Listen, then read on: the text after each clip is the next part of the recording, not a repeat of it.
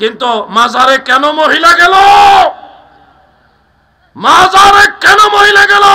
শিরক, বেদাত। এমন কি আমি এমনও দেখেছি মাজারে এক বাসে পুরুষ মহিলা সবাই এক বাসে উঠটা কেন গেল, এটার বিরুদ্ধে ফতোয়া হয়েছে। পুরুষ লোক এক সাইডে বসছে, মহিলারা আরেক সাইডে বসছে, এটার বিরুদ্ধে দোষ খোঁজা হচ্ছে। কেন এক বাসে গেল? কেন ভাই? সমালোচনা করার আগে আপনি মহিলাদের আলাদা একটা বাস দিলেই তো হয়ে যেত। তাদের তো এরকম তৌফিক নাই, বিদায় সবাই মিলে একসাথে টাকা দিয়ে একটা বাস করছে। আপনার যদি এতই সমস্যা মনে করেন আলাদা বাস দিতেন। আমরা হজে যাই দাদু, হজে যাওয়ার সময় বিমানের ভিতরে কি সব পুরুষ লোকই থাকে না মহিলাও থাকে?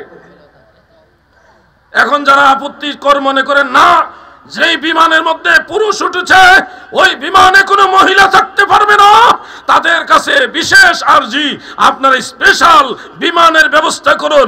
যেই বিমানে পুরুষ উঠবে ওটা তার মহিলা উঠবে না, মহিলাদের আলাদা বিমান দেন, পুরুষের আলাদা বিমান দেন, তাইলে মুবারকবাদ, জিন্দাবাদ। আর কিছুই দিবেন না, কিছুই করবেন না, দূরে বসে শুধু সমালোচনা করবেন। আমার মনে হয় আপনার উদ্দেশ্যই ভালো না। প্রিয় ভাইরা শুনেন, আমরা মাজারে গেলে, দরবারে গেলে যদি কোনো সময় মহিলারা তাদের আলাদা সেপারেট অবস্থানেও থাকে, এটা নিয়ে সমালোচনা হয়, হ্যাঁ মহিলা গেছে শিরক। কিন্তু আমরা দেখেছি 2 দিন আগেও চট্টগ্রামে বাংলাদেশের কথিত এক বক্তা এসেছে, স্কলার নামক একজন বক্তা এসে আলোচনা করেছে। সেখানে আমরা দেখেছি মহিলা পুরুষ প্রায় পাশাপাশি অবস্থান করে আলোচনা শুনতেছে। কই বাংলার স্কলাররা, বাংলার বড় হুজুর যারা ফতোয়াবাজ, মাজারে মহিলারা তাদের জায়গায় আছে, পুরুষ আরেক জায়গায়। এটা দেখলে ফতোয়া সাপ্লি দেন, বেদাত, ফরদা লঙ্ঘন হচ্ছে। সিটাঙ্গের বেলায় ফতোয়া কই গেল? যশোরও তো প্রায় সেম দেখলাম, কোথায় গেল ফতোয়া? আসলে ইসলামের মূল বিষয় নিয়ে তাদের মাথা ব্যথা না, যার যার দলের পক্ষে সবাই দালালি করতেছে। দেখেন, আমি আমার আলোচনায় বলি নাই যে মহিলারা একই বাসে যাইতে পারবে, বলি নাই। বলছি আমরা অক্ষম, সামর্থ্য নাই বিদায় পুরুষরা এক পাশে বসে আরেক পাশে মহিলা বসে যাচ্ছি। সম্ভব হইলে আলাদা বাসে যাব। মহিলারা বিভিন্ন দরবারে দোয়ার জন্য যায়, তো সেক্ষেত্রে কিছুটা ভুল হইতে পারে, সেটা সংশোধনের চেষ্টা চলতেছে, আমরা চেষ্টা করি। আমি কিন্তু এইভাবে বলছি আপনাদেরকে, আমি বলি নাই যে আমাদের কোনো ভুল হয় না, আমরা ভুলের সংশোধনের চেষ্টা করি। কিন্তু যারা এই বিষয়গুলিকে হাইলাইট করে সমালোচনা করেন, তারা তো এই বিষয়গুলি নিয়ে, এই যে সিটাং আর যশোরে নারী পুরুষ এগুলি নিয়ে কিছু বলে নাই। কেন বলে নাই? দলের বদনাম হবে। ইসলাম মূল টার্গেট না। একটা হলো পাকিস্তানি ইসলাম, আর একটা হলো মদিনাওয়ালার ইসলাম। একটা হলো ইন্ডিয়ান ইসলাম, আর একটা হলো মদিনাওয়ালার ইসলাম। আর একটা বাংলাদেশি ইসলাম, আর একটা হলো মদিনাওয়ালার ইসলাম। আমরা যারা আছি, আমরা সুন্নি মুসলমান মদিনাওয়ালার ইসলামের লোক, ঠিক কিনা বলেন? আমরা পাকিস্তান আর ইন্ডিয়ার ইসলাম না, আমরা মেড ইন মদিনার ইসলাম। কথা বুঝছেন নি আপনারা? এই জন্য সাবধান, নাইলে ঈমানও যাবে, আমলও নষ্ট হয়ে যাবে। আল্লাহ আমাদেরকে হকের উপরে, আহলে সুন্নাহ ওয়াল জামাতের উপরে থাকার তৌফিক দেন, বলেন আমিন। ভাই আমার, দাজ্জালের কথা বলতে গিয়ে এই কথাগুলি চলে এসছে, বলতে হবে, নাইলে সমস্যা। বর্তমান প্রেক্ষাপট নিয়ে কিছু কথা যদি না বলি, আমাদের যুবক ভাইরা তখন বিভ্রান্ত হবে। মাজারের বিরুদ্ধে আপনাদেরকে খেপায় তোলে, মাজার শিরক, মাজার বেদাত, মাজার শিরকের আড্ডা, এখানে সব ভণ্ডামি হয়, এখানে ইসলাম বিরোধী কাজ হয়, এই ধরনের কথা আপনাদের সামনে ছড়ায় দেয়। কিন্তু আসলে মাজারওয়ালারা এই দেশে মুসলমানদেরকে ইসলাম শিখাইছে। এখন কিছু কাজ ভুল ত্রুটি হয়, সেটা সংশোধন করতে হবে।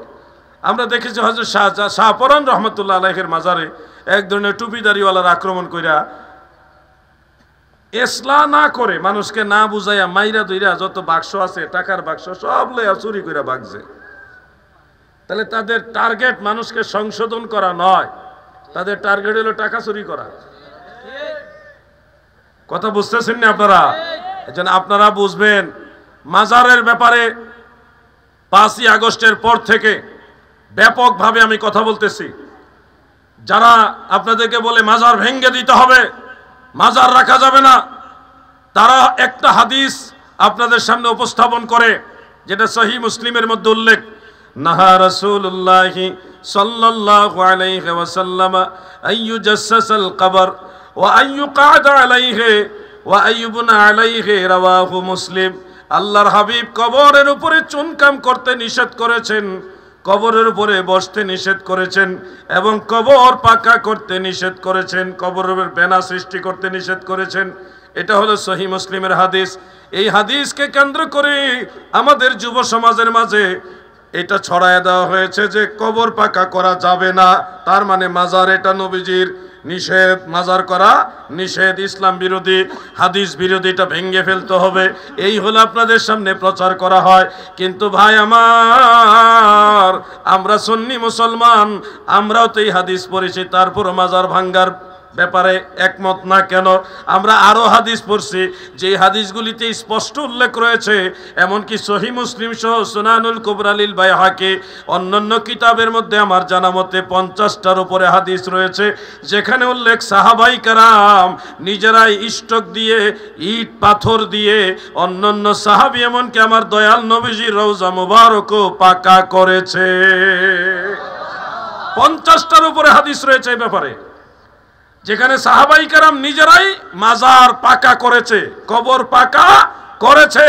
এমনকি হযরতে সাদ ইবনে আবি ওয়াক্কাস রাদিয়াল্লাহু আনহু ইন্তেকাল শরীফের আগে ওসিয়ত করে গেছে, আমি ইন্তেকালের পরে তোমরা আমার কবরকে ইট বা স্টক দ্বারা পাকা করবে, আমার কবরে ইট বা পাথর এগুলি দিয়ে করবে, পাকা করবে, এই ওসিয়ত করে গেছে হযরতে সাদ রাদিয়াল্লাহু আনহু।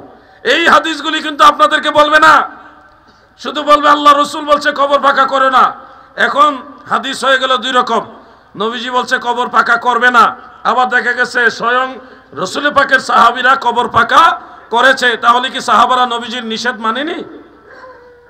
প্রশ্ন দাঁড়াচ্ছে কিনা? অবশ্যই সাহাবাই কেরাম গোটা উম্মতের সবার চেয়ে নবীজির বেশি আনুগত্যশীল। তাহলে ওনারা নবীজি নিষেধ করার পরে কবর পাকা করলেন কেন? কবর পাকা শুধু করেন নাই, বলছে আমি ইন্তেকালের পর আমার কবর তোমরা পাকা করবে। দুই রকম হইল কেন? এই দুই রকমের ব্যাখ্যা হলো ফতোয়ায়ে শামির মধ্যে উল্লেখ, হাসিয়াতু তাহতাবি আলা মারাকিল ফালাহ, সেখানে উল্লেখ রয়েছে, দুররুল মুখতারে ও মাসআলাটা উল্লেখ। কবর পাকা করা সাধারণ মুসলমানের বেলায় নিষেধ, সাধারণ মুসলমান মারা গেলে তাদের কবর পাকা করা নিষেধ। কিন্তু ইজা কানাতিল মাইয়িতু, যদি মৃত ব্যক্তি হয়, কি হয়? মাশায়েখ ওয়াল উলামা ওয়াস সাদাত, যদি বড় আলেম হয়, মুত্তাকি ফরহেজগার আলেম, অথবা কোন শেখ পীর মুর্শিদ হয়, আল্লাহর ওলি হয়, অথবা নবী বংশের কোন বুজুর্গ হয়, ফুকাহায়ে আহনাফের ফতোয়া তাদের কবর পাকা করা মাকরু নয়, নাজায়েজ নয়, সেটা জায়েজ। ওয়া হুয়াল মুখতার, এটাই বিশুদ্ধ নির্ভরযোগ্য ফতোয়া। মারহাবা বলেন। এই জন্য আমি অনেক আলেমদেরকে বলেছি, প্রয়োজনে আমাদের সাথে বসেন, মাজার ভেঙে ফেলতে চান যারা, এক হাদিস মানেন আর এক হাদিস মানেন না। আমরা সুন্নি মুসলমান, আমরা দুই ধরনের হাদিসই মানি। সাধারণ মুসলমান মারা গেলে তাদের কবর পাকা করার পক্ষে আমরা না, ওই সময় আল্লাহর হাবিবের ওই হাদিস আমরা অবশ্যই মানি। কিন্তু যেহেতু সাহাবাই কেরাম একেবারে প্রায় সব সাহাবাই কেরামই মাজার পাকার পক্ষে, আপনারা বলেন সাহাবাই কেরাম কি গুমরা ছিল? সাহাবাই কেরাম কি ভণ্ড বিদাতি ছিল? নাউজুবিল্লাহ, এই ধরনের চিন্তাও তো করা যাবে না। তো সাহাবাই কেরামের ব্যাপারে প্রিয় নবীজি বলেছেন, মা আনা আলাইহি ওয়া আসহাবি, যারা আমাকে এবং আমার সাহাবীদেরকে অনুসরণ করে তারা জান্নাতি। তাহলে সাহাবাই কেরামের অনুসরণের মাঝে তো মাজার ভেঙে ফেলার কোনো শিক্ষা নাই। ও যুবক ভাইরা শোনো, তোমাদেরকে বলা হবে হযরত আলী রাদিয়াল্লাহু আনহুকে নবীজি বলেছে উঁচা কবর ভেঙে সমান করে দাও, কিন্তু তোমাদেরকে বলা হবে না এই কবরগুলি কাদের ছিল। তোমরা জেনে রাখো, বুখারী শরীফের মধ্যে উল্লেখ, শেরে খোদা হযরত আলী রাদিয়াল্লাহু আনহুকে যাদের কবর ভাঙার আদেশ দেওয়া হয়েছিল তারা কোনো মুসলমান ছিল না, ওই কবরগুলি কোনো মুসলমানের কবর ছিল না, এগুলি কাফের ও মুশরিকদের কবর ছিল, যেগুলি ভেঙে তারপর ওইখানে মদিনার মসজিদে নববী শরীফ তৈরি করা হয়েছে। সুবহানাল্লাহ। মূল ঘটনা তোমাদের বলবে না। যখনই বলা হয় যে সহিহ মুসলিমে, আবু দাউদ শরীফ অন্যান্য কিতাবে আছে, শের খুদা হযরত আলী রাদিয়াল্লাহু আনহুকে আল্লাহর হাবিব বলছে মাজার ভেঙে দাও, উঁচা কবর ভেঙে দাও, তখন আপনারা জিজ্ঞাসা করবেন এই কবরগুলো কাদের ছিল? জিজ্ঞাসা করতে পারবেন না? যুবক ভাইরা বলেন, পারবেন না? যে কবরগুলি ভেঙে ফেলার আদেশ দেওয়া হয়েছে এগুলি কার কবর ছিল, কাদের কবর ছিল প্রশ্ন করবেন। যদি এগুলি মুসলমানের কবর হয়ে থাকে তাহলে কোন সাহাবীর মাজার হযরত আলী রাদিয়াল্লাহু আনহু ভাঙছে, এটা দলিল লাগবে। সাহাবীদের কবর তো নবীজি নিজে দিবেন, সাহাবায়ে কেরামরাই দিবেন, তাই না? এখন যেই কবরগুলি আল্লাহ রাসূল এবং সাহাবায়ে কেরাম নিজেরাই দিছে সেই কবর আবার নবীজি ভাঙার আদেশ দিছে, আবার সাহাবারা নিজেরা কবর বানায়া সেই কবর ভাঙছে, এটা স্ববিরোধী হয়ে গেল না? এটা তো হতে পারে না। যারা বলে মাজার ভেঙে ফেলতে হবে, প্রশ্ন হলো হযরতে শের খুদা মাওলা আলী রাদিয়াল্লাহু আনহু কার কোন সাহাবীর মাজার ভাঙছে, দলিল লাগাও, দলিল দাও। কাফের মুশরিকদের কবর ভাঙার হাদিসগুলি আপনাদের কাছে শোনায় বলবে ওলি আল্লাহর মাজার ভেঙে ফেলতে হবে। সবচেয়ে দুঃখজনক বিষয় হলো কয়েকদিন আগে আবুল কালাম আজাদ বাশার নামক একজন বক্তা সে একটা আলোচনা করেছে।